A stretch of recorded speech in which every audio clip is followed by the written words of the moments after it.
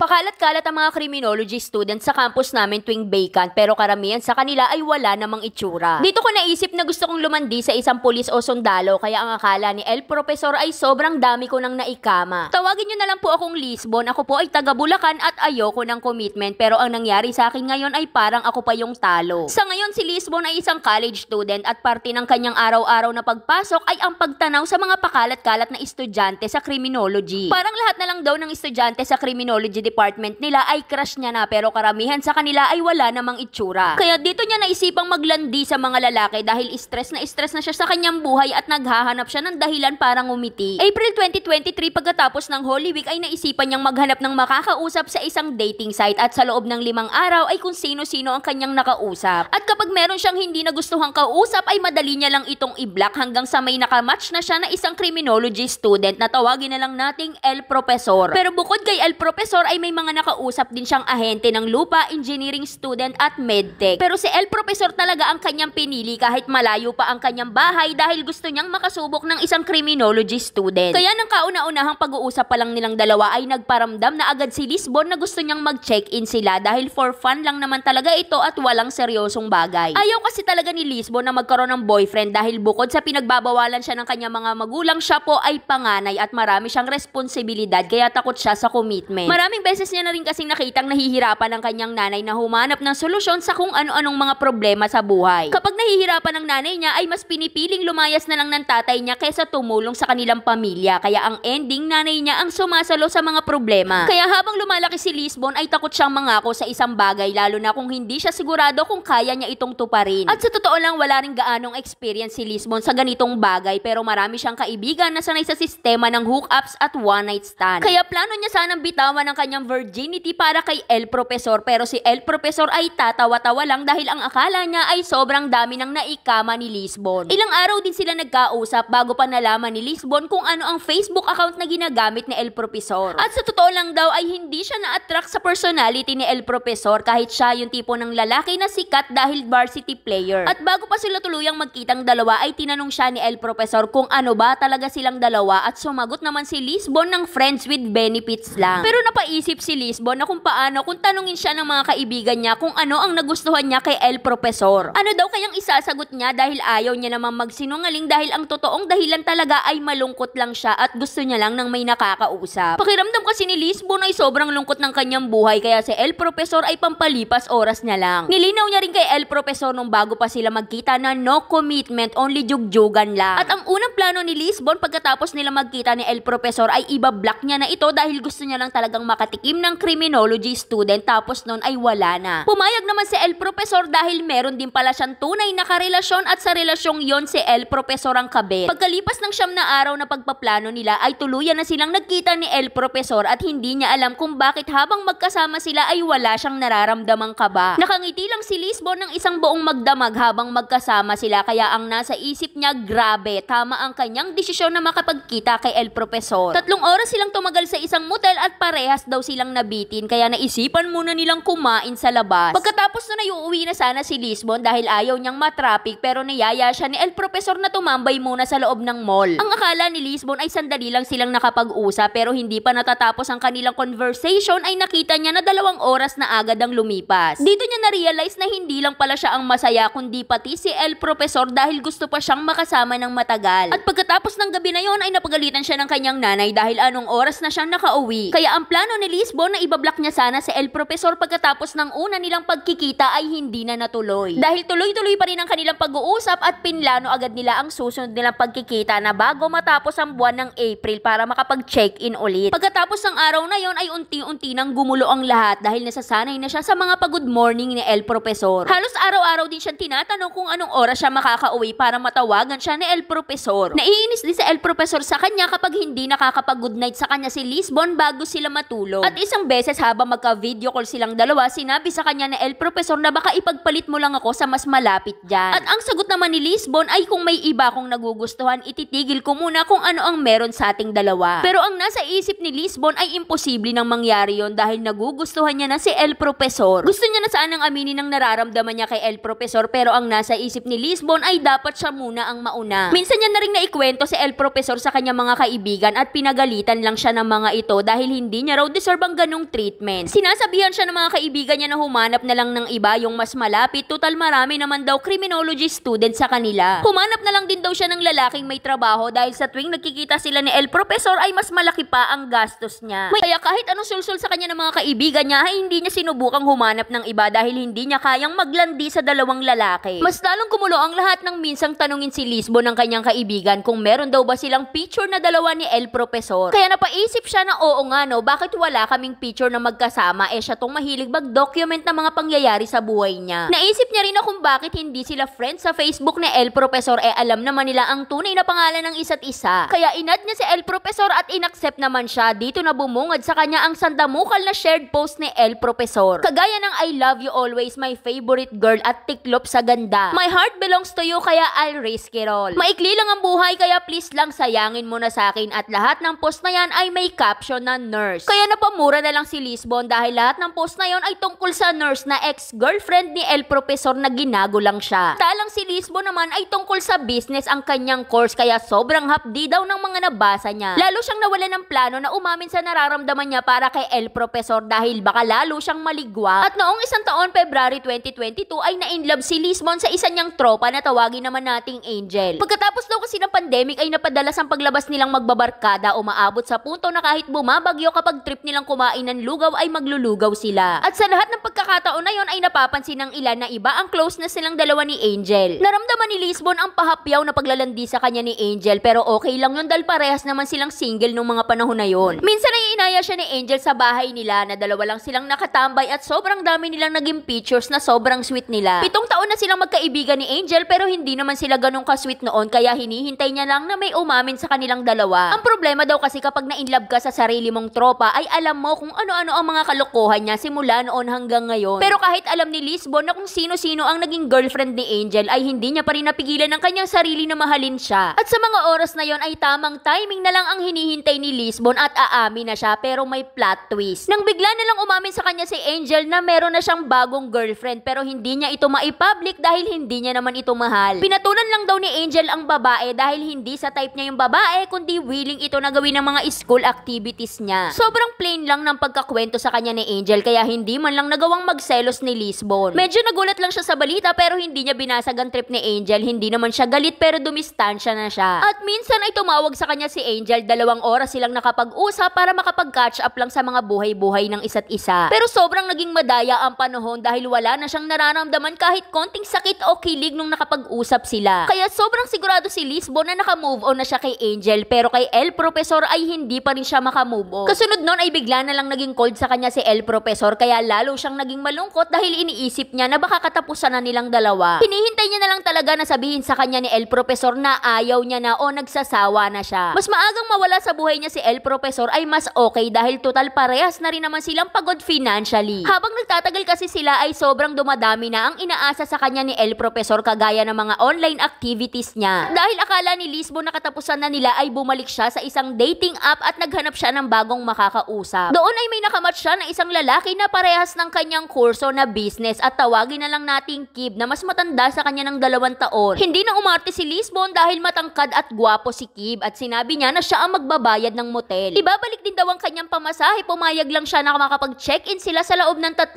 oras lang. Sobrang mabait at gentle naman ni Kib. Ang problema, hindi sila nag-enjoy sa isa't isa dahil hindi match ang kanilang vibes. May pagka-nerdy daw si Kib at halatang hindi marunong sa kama at hindi na rin nila tinapos ang 3 hours. Nagdahilan na lang si Lisbon na baka pagalitan siya ng kanyang mama kaya kailangan niya nang umuwi agad at pagdating niya sa bahay ay binlock na siya ni Kib. Okay lang naman yung kay Lisbon dahil naramdaman niya naman na pareha silang hindi nag-enjoy sa isa't isa. Ang laki daw ng pinagkaiba kay El Profesor. Kaya inamin na lang ni Lisbon na talo na talaga siya dahil sobrang lakas ng amats niya kay El Profesor. Nakonsensya din siya ng husto dahil pakiramdam niya ay niloko niya si El Profesor na parang wala na siyang pinagkaiba sa ex-girlfriend ni El Profesor. Feeling niya kasi ay nag-cheat siya kahit hindi naman talaga sila mag-boyfriend. Ilang araw lang ang lumipas at inaasahan na ni Lisbon na matatapos na sa kanila ni El Profesor pero bigla na lang bumalik sa dati. Nagtuloy-tuloy na naman ang landian nilang dalawa ni El Profesor pero mas lalong nadurog ang kanyang puso seryoso nang biglang mag-share ito ng post. Picture yun na El Profesor na kasama ang kanyang ex-girlfriend at hindi lang isang picture kundi 4. Na napaputing na naman si Lisbon dahil sobrang ganda ng ex-girlfriend ni El Profesor. Kaya parang gusto niya nang tanggapin sa kanyang sarili na wala talaga siyang laban sa ex-girlfriend ni El Profesor dahil sobrang ganda na parang gusto niya nang magkusang umatras. Kaya buong araw na yun ay nakikinig lang siya ng mga malulungkot na kanta dahil bukod sa wasak na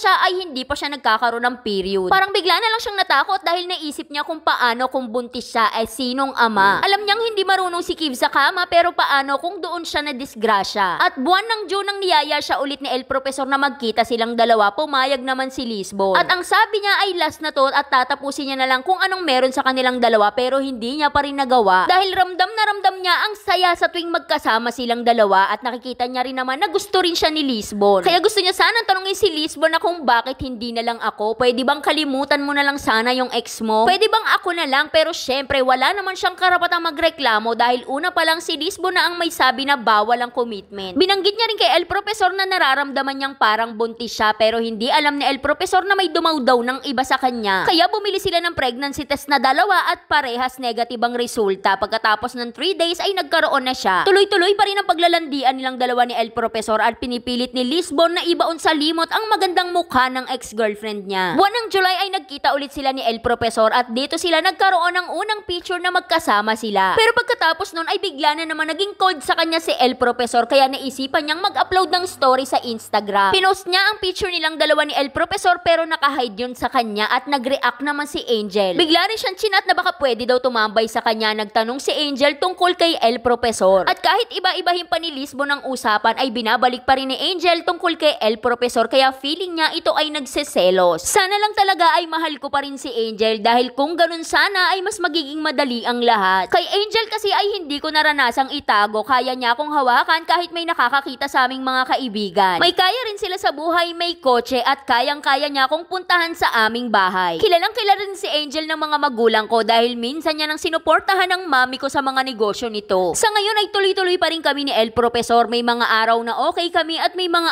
araw na hindi. Masyado po bang maaga na nakilala ko ni El Profesor kasi tengi na ang hapdi talaga, hindi pa siya tapos magmahal ng iba. Kaya ang moral story po ng ating kwento, Ate Charis, ay nasa criminology ang trauma, charot. Kaya hanggang dito na lang, Ate Charis. At dahil sobrang haba ng kwento niya, hindi na ako kukuda. Kaya para sa mga gustong sumulat, dito lang po yan sa ating Facebook page na Saycar. Huwag kalimutan mag-follow para updated ka everyday. Kaya yun lang. Like and share para alam mo kung may boses pa ako bukas. Bye-bye!